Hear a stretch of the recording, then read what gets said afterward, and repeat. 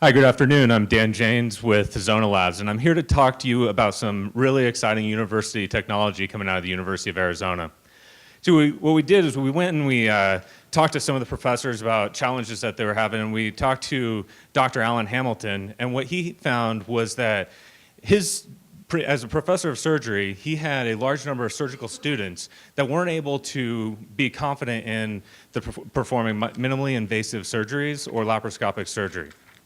And the result was that has a major impact on patient outcomes, given that 70% of surgeries include minimally invasive surgical procedures.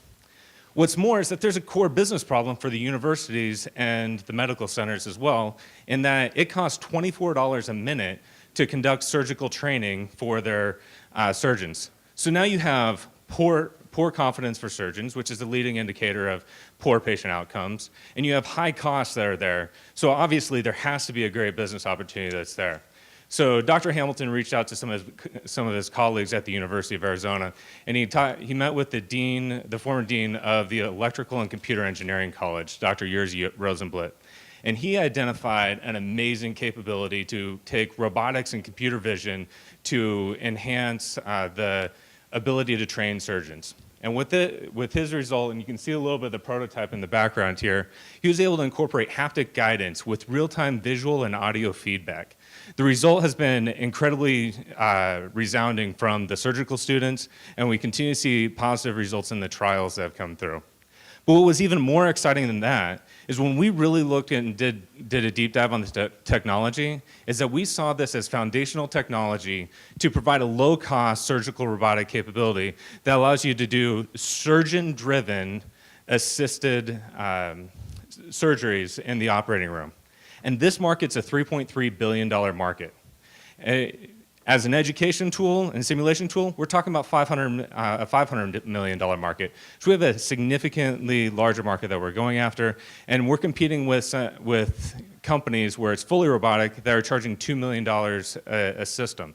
Now what happens is that those companies require 1,200 surgeries for small and medium-sized hospitals to get to a break-even point. And it takes them 6 years to get to that point if they're able to get to it at all, and 40% is funded by Medicare. We can get to that break-even point using this technology in 200 surgeries. We believe that we can get to our surgical training capability out within the next 12 months into the first prototype university schools, and we can get out by 2017 the surgical assistance device to get it in and through FDA trials. We believe we're $40 million averaged over the next 5 years, and we'll see profitability of $18 million over the next 5. Thank you. What's the cost?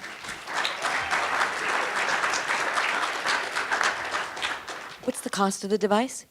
The cost to make the device looks like it's going to be around $25,000 to $30,000, and for the surgeon to deploy it, it'd be about $300,000 in the university hospitals versus the $2 million, and that gives them 3 devices that they're able to put into that spot, as well as a training device. So we're going as trying to get a full package in them, and then we have recurring revenues that come from that through annual licensing and software updates that come through at 25% of the cost of the devices, which is pretty normal for the industry right now.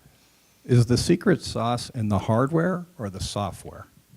The secret sauce is in the software, and it's about how they're doing the navigation and the computing side of it. So they're able to deploy in the personal version, that is the low-cost, low-fidelity version, that software on an Android or a tablet, so you can connect it to take home, which allows the surgical students to do this at home versus just on the kiosk-based machines that are $50,000 or more, and they can't do that practice. So by making it essentially a usage fee item, you can now give it to entire classrooms to get the initial prototype out, and everything that we do on the algorithm development continues to feed the foundation of our long-term development plan for the surgical assistance device.